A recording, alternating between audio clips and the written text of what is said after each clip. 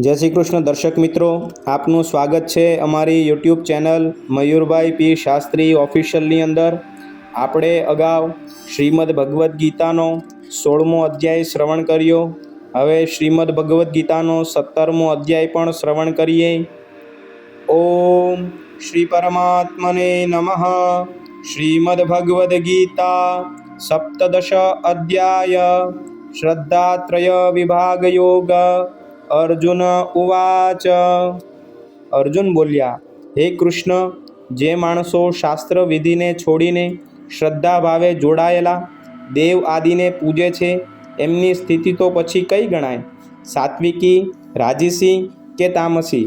શ્રી ભગવાન બોલ્યા, માણસોની એ શાસ્ત્રીય સંસ્કારો વિનાની કેવળ સ્વભાવમાંથી જન્મેલી શ્રદ્ધા સાત્વિકી, રાજસી અને તામસી એમ 3 પ્રકારની જ હોય છે। એને તું મારી પાસેથી સાંભળ। હે ભરતવંશી, સૌ માણસોની શ્રદ્ધા એમના અંતઃકરણને અનુરૂપ હોય છે। આ જીવાત્મા શ્રદ્ધામય છે, માટે જે માણસ જેવી શ્રદ્ધા રાખનારો છે એ પોતે પણ એવા જ સ્વભાવનો છે। સાત્વિકી માણસો દેવોને પૂજે છે, રાજસી માણસો યક્ષ અને રાક્ષસોને તથા બીજા જે તામસી માણસો છે તેઓ પ્રેતો અને ભૂતોને પૂજે છે। બીજા જે માણસો શાસ્ત્ર વિધિ વિનાનું માત્ર મનમાન્યનું ઘોર તપ આચરે છે તથા દંભ અને અહંકારથી ભરેલા તેમજ કામના, આસક્તિ અને બળના અભિમાનથી પણ ભરેલા છે તથા જેઓ શરીર રૂપે રહેલા ભૂત સમુદાયને અને અંતઃકરણમાં રહેલા મુજ પરમાત્માને પણ કૃશ કરનારા છે, એ અજ્ઞાનીઓને તું આસુરી સ્વભાવના જાણ। ભોજન પણ સૌને પોતપોતાના સ્વભાવ અનુસાર 3 પ્રકારનું ગમતું હોય છે, અને એ જ રીતે યજ્ઞ, તપ અને દાન પણ 3 પ્રકારના હોય છે। એમના આ જુદા જુદા ભેદને તું મારી પાસેથી સાંભળ। આયુષ્ય, બુદ્ધિ, બળ, આરોગ્ય, સુખ અને પ્રીતિ વધારનારા, રસયુક્ત, સ્નિગ્ધ, સ્થિર રહેનારા અને સ્વાભાવિક રીતે જ મનને ગમે એવા આહાર એટલે કે ભોજન કરવાના પદાર્થો સાત્વિક માણસને ગમતા હોય છે।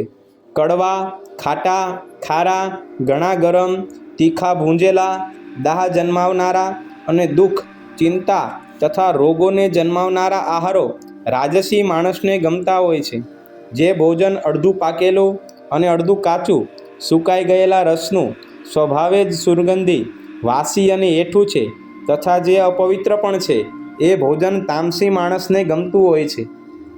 જે શાસ્ત્ર વિધિ દ્વારા નિયત થયેલો યજ્ઞ કરવો એ જ કર્તવ્ય છે એમ મનમાં નિશ્ચય કરીને ફળની ઈચ્છા વિનાના માણસો વડે કરવામાં આવે છે, એ સાત્વિક છે।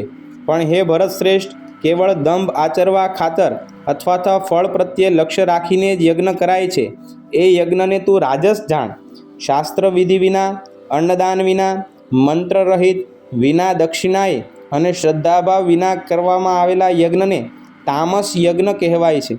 દેવ, બ્રાહ્મણો, ગુરુજનો અને જ્ઞાનીજનોનું પૂજન, પવિત્રતા, સરળપણું, બ્રહ્મચર્ય અને અહિંસા આ શરીરનું તપ કહેવાય છે। જે ઉદ્વેગ ન જન્માવનારું, પ્રિય અને હિતકારક તેમજ યથાર્થ વચન છે તથા જે વેદશાસ્ત્રોના વાંચનનો અને પરમેશ્વરના નામનો જપનો અભ્યાસ છે, એ જ વાણીનું તપ કહેવાય છે। મનની પ્રસન્નતા, શાંત સ્વભાવ, ભગવત ચિંતન કરવાનો સ્વભાવ, મનનો નિગ્રહ અને અંતઃકરણના ભાવોની સારી પેઠે પવિત્રતા, આ પ્રમાણેનું આ મનનું તપ કહેવાય છે। ફળની ઈચ્છા વિનાના યોગીજનો દ્વારા પરમ શ્રદ્ધાથી આચરવામાં આવેલા એ 3 પ્રકારના તપ સાત્વિક કહે છે। જે તપ સત્કાર, માન અને પૂજા ખાતર તથા બીજા કોઈ સ્વાર્થ ખાતર પાખંડથી આચરવામાં આવે છે, એ અનિશ્ચિત તેમજ ક્ષણિક ફળ આપનારું તપ અહીં રાજસ કહેવાયું છે।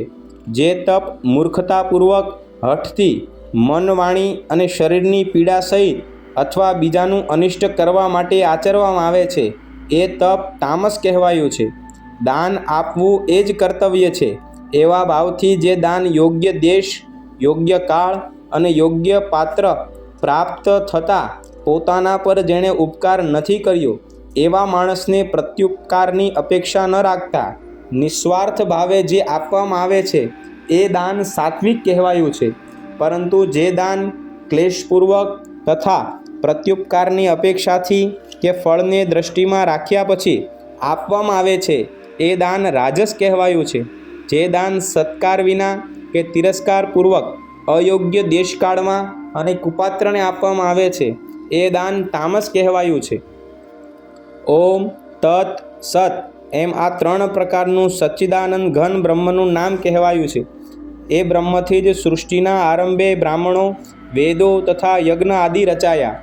માટે વેદ મંત્રોનું ઉચ્ચારણ કરનારા શ્રેષ્ઠ માણસોની શાસ્ત્ર વિધિથી નિયત થયેલી યજ્ઞ, દાન અને તપરૂપી ક્રિયાઓ સદા ઓમ એ પરમાત્માના નામનું ઉચ્ચારણ કરીને જ શરૂ થાય છે.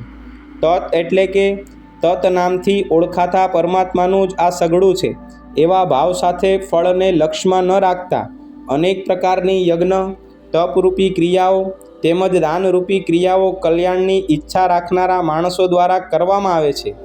સત એ પ્રમાણે આ પ્રકારના પરમાત્માનું નામ સત્ય ભાવમાં અને શ્રેષ્ઠ ભાવમાં પ્રયુક્ત થાય છે. તથા હે પાર્થ, ઉત્તમ કર્મોમાં પણ સત શબ્દનો ઉપયોગ કરવામાં આવે છે. તથા યજ્ઞ, તપ અને દાનમાં જે શ્રદ્ધા અને આસક્તિ બુદ્ધિ છે એ પણ સત કહેવાય છે.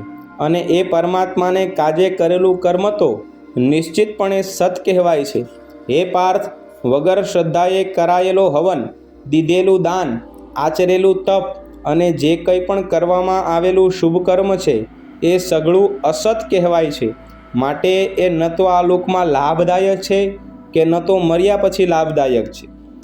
ઓમ તત્સદિતિ શ્રીમદ્ ભગવદ્ ગીતાસુપનિષત્સુ બ્રહ્મવિદ્યાયામ યોગશાસ્ત્રે શ્રી કૃષ્ણ અર્જુન સંવાદે શ્રદ્ધાત્રય વિભાગ યોગ નામ સપ્તદશો અધ્યાયઃ.